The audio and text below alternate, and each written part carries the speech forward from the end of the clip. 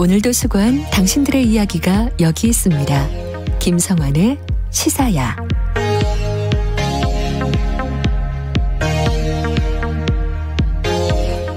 코로나19 신규 확진자 수가 사흘 연속 600명대를 기록한 가운데 이번에는 델타 변이 바이러스가 방역 대응의 새로운 변수로 떠오르고 있습니다.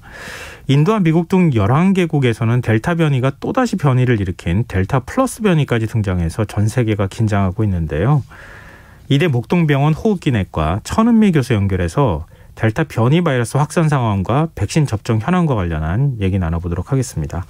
교수님 안녕하십니까? 네, 안녕하십니까? 네.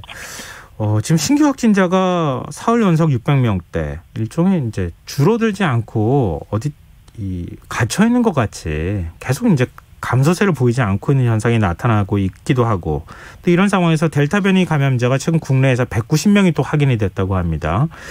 최근 이런 상황에 대해서 어떻게 보십니까? 네, 3주 연속 개인 접촉 감염이 거의 50%까지 증가했습니다. 아마 그 이후로는 백신 접종을 일부 하신 분들이 마스크 착용이나 이런 걸 느슨하게 하면서 개인 모임을 좀 많이 늘리고 있는 것 같습니다. 그 와중에 전염력이 알파 변이보다 한 60% 이상 더 높은 것으로 알려진 델타 변이가 국내에서는 지난주에 비해서 이번 주가 알파 변이를 초월하여 델타 변이가 우세종까지 가고 있는 이러한 영향이 있는 것 같습니다. 네. 근데 교수님 좀 궁금한 게요. 지금 델타 변이라는 그 변이 바이러스도 있다고 하고 델타 플러스 변이도 있다고 하는데 이게 도대체 어떤 차이가 있는 겁니까? 네, 델타 변이는 인도에 처음 발견돼서 인도 변이로 알려졌었는데요. 네. WHO에서 이제 나라 이름을 쓰는 것은 나라의 오명을 씌우는 거기 때문에 그리스 문자로 바꿨습니다. 주로 이 델타 변이는 우리가 13개의 변이를 가지고 있는데 그중에 2개가 주요 변이가 생겨서 세포의 결합력이 증가하게 됩니다. 네. 그렇게 되니까 바이러스 복제량이 많아지고 타인에게 전염력이 높아서 입원율도 2배 정도 높은 것으로 되어 있습니다. 영국은 영국 변이가 아니라 이제 인도 델타 변이가 99%, 이스라엘 같은 경우도 70%가 이미 델타 변이로 변형이 돼 있어서 네. 전 세계 89개 우세종으로 변하고 있고요. 델타 플러스는 델타 변이에다가 또 남아공 변이의 특징을 하나 더 가지고 있기 때문에 백신 회피 가능성이 매우 높습니다. 또한 항체 치료제에 대한 효능도 감소시키고 있습니다. 아직 중증에 대한 연구는 없지만 델타보다 더 전파력이 빠를 거라고 지금 추측을 하고 있습니다. 근데 델타 플러스 변이에 대해서 얘기가 나오는 게 마스크를 안 썼다면 그냥 스치기만 해도 감염된다. 이런 얘기가 나와요. 이게 사실입니까? 네, 델타 변이만 해도 아까 알파 변이보다 60% 이상 전파력이 높은데 네. 델타 플러스는 그 2개의 이중 변이에 또 새로운 남아공 변이가 들어가 있기 때문에 훨씬 더 전파력이 빠를 것이다. 그 이유는 세포의 결합력이 점점점 강해지면서 바이러스 양이 많이 나오기 때문에 예를 들어서 제가 감염자고 옆에 분이 1회 백신 접종을 했기 때문에 마스크를 안 썼다면 제가 네. 호흡을 하는 과정에 옆에 있다면 감염이 될 정도로 전파력이 높다고 보시면 되겠습니다. 그럼 델타 플러스 변이 바이러스가 만약에 국내에 들어온다고 하면 이렇게 전파력이 강하다고 하면 상당히 위험한 상황이 될 수도 있는 거네요. 델타 플러스는 제 개인적 생각이지만 이미 일본하고 중국에 들어와 있기 때문에 예. 국내에서도 검사가 안 됐거나 발견을 못해서 지금 나타나지 않지만 이미 유입됐을 확률이 저는 있다고 생각하기 때문에 예, 방역 당국에서는 이 유전자 검사를 조금 더 폭넓게 해서 델타 변이 플러스가 어느 정도 들어와 있는지 확인하는 것도 꼭 필요할 것 같습니다. 그럼 교수님 말씀 들으니까 더 걱정이 되는데요. 지금 이 정도 전파력 갖고 있다고 하면 지금 아직 백신 2차 접종까지 된 국민들이 상대적으로 그렇게 많지는 않잖아요. 네. 근데 그런 상황에선 굉장히 빠른 속도로 확진자가 늘어날 가능성이 있다고 봐야 되는 겁니까? 그렇습니다. 지금 백신 접종을 2회 완료를 하더라도 이 델타 변이에 대해서는 백신이 회피가 있기 때문에 100%를 막을 수가 없는데 1회 접종만 가지고는 상당히 좀 약한 걸로 알려져 있습니다. 특히 아스트라제네카나 파이저가 우리나라에서 접종하고 있는 백신이고 두 가지 다 1회 접종은 33% 정도밖에는 예방 효과가 없다고 영국 보건원에서 얘기를 했는데요. 네. 2차 접종을 하더라도 파이저는 88%, 아스트라제네카는 60%이기 때문에 2차 접종을 완료한 경우에도 우리가 마스크 착용을 벗을 수가 없습니다. 하지만 1차 접종만 한 경우에는 상당히 취약하다고 볼 수 있겠습니다. 그럼 일단 델타 플러스 변이는 국내에 유입됐을 가능성을 배제하기는 어렵다 이렇게 말씀해 주셨는데 델타 변이 바이러스는 지금 확산하고 있는 상황이거든요. 근데 네. 조만간 정말 우세종이 될 가능성이 있다고 보십니까? 그렇습니다. 지금 미국 같은 경우는 2주 간격으로 10%에서 20%로 더블링을 했고요. 영국 같은 경우도 2, 3개월 만에 우세종으로 변했고 유럽은 지금 8월 정도면 우세종으로 바뀔 거라고 거의 추측을 하고 있습니다. 국내도 마찬가지로 8월 내지 9월이 되면 이 변이를 막지 못한다는 우세종이 될 확률이 높은 이유가 그만큼 전파력이 60% 이상 빠르다는 것은 후발주자지만 앞서갈 수밖에 없다고 생각합니다.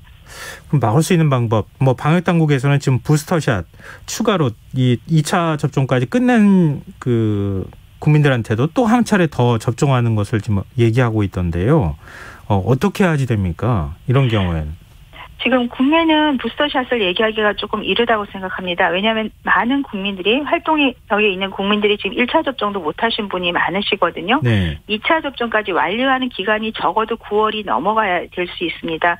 그러면 부스터샷을 하는 경우는 미국 같은 경우도 지금 내년을 생각하고 있기 때문에 부스터샷을 지금 고려해야 되는 분은 어떤 분이시냐면 면역이 떨어져 있는 장기 이식을 하셨다든지 암 환자분들은 이 항체 형성이 대단히 적게 됩니다.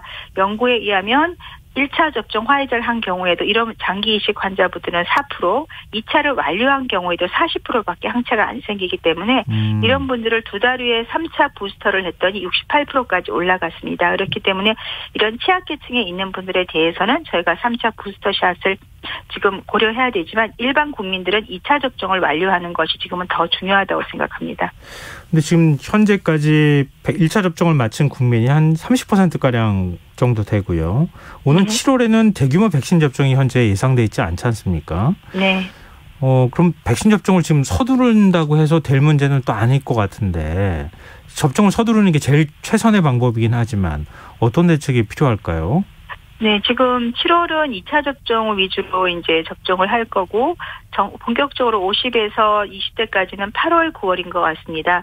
8월, 9월에 우리가 접종을 완료하기 위해서는 저는 기간이 짧고 예방 효과가 높은 mRNA 백신 쪽으로 접종을 해야 된다고 생각합니다. 파이저는 3주고 모더나는 4주가 됩니다. 네. 그렇게 되면 8월, 9월에 우리가 2달 동안 2천만에 3천만 접종을 끝낼 수 있기 때문에 그렇게 기간을 단축해서 접종을 하는 것이 필요하고 아스트라제네카를 접종한 경우도 우리가 네. 희귀혈전 문제로 유럽에서는 교차 접종을 지금 권고를 하고 있기 때문에 그뿐 아니라 기간을 단축을 할 수 있습니다. 아스트라제네카는 지금 12주 간격으로 되어 있는데요. 네. 교차 접종을 할 경우에는 연구에 의하면 4주나 8주 간격으로 할 경우에 예방 효과가 중앙항체 같은 경우도 한 4배 정도 높게 나오고요. 알파나 델타 베타 같은 이런 변이에 대해서도 4배에서 2배 정도 예방 효과가 높은 것으로 되어 있습니다. 그러니까 아스트라제네카도 기존에 이제 12주 간격으로 1, 2차 접종이 이루어졌는데 그 간격을 조금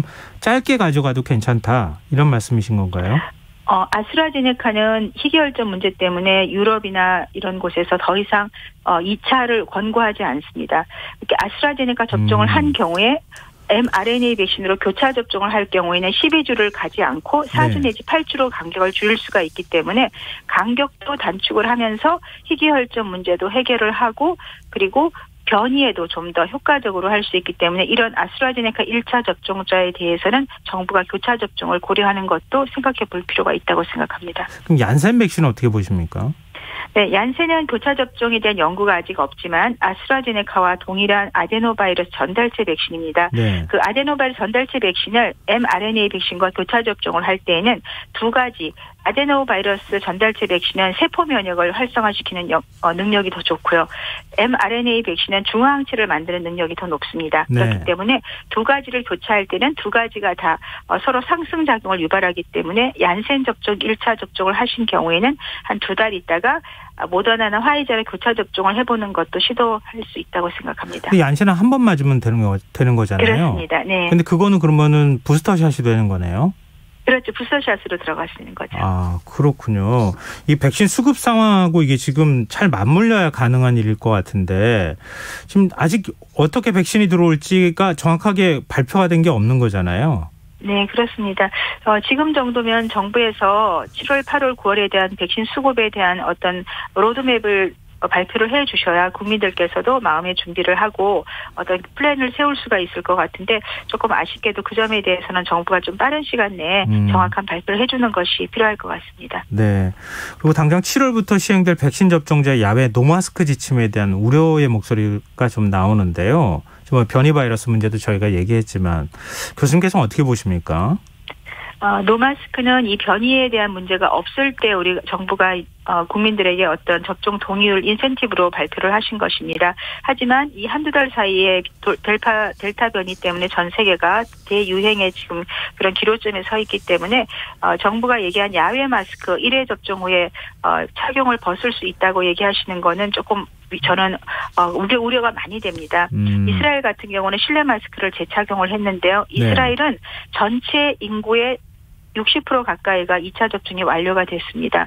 영국도 마찬가지로 성인 인구의 60%가 2차 접종을 완료했지만 지금 영국은 16,000명 확진자가 나오고 있고요. 예. 이스라엘 같은 경우도 1, 2주 전에는 한 자릿수였습니다. 확진자가. 근데 세 자릿수로 올라간 이유가 70%가 델타 변인데 많게는 30에서 50% 정도 확진자가 백신을 맞은 군이라고 합니다. 그렇기 때문에 백신을 맞으면 중증으로 가는 율은 줄일 수 있지만 분명히 감염이 될 수 있습니다. 그 말은 2차 접종을 완료하더라도 우리가 마스크를 벗을 수 없는데 1차 접종만으로 마스크를 완화를 하게 되면 델타 변이의 이 강한 감염력을 생각한다면은 상당히 우려스럽다고 생각합니다. 이런 의견이 정부 쪽에 전달이 되고 있기는 한 거죠?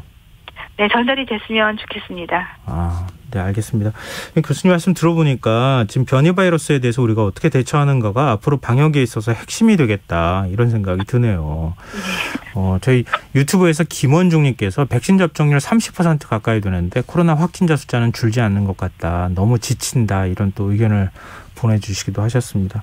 근데 교수님께서도 앞으로 좀 방역 문제에 있어서 좀 더 많은 역할을 해주시길 바랍니다. 네, 오늘 말씀 고맙습니다. 네, 감사합니다. 네, 지금까지 이대목동병원 호흡기내과 천은미 교수였습니다. KBS 라디오 김성환의 시사야 1부 순서는 여기서 마무리하겠습니다. 2부에서는 화제성 뉴스를 살펴보는 밤참 뉴스, 또 불금의 교양학 순서가 기다리고 있습니다. 전 11시 정각 2부에 다시 오겠습니다.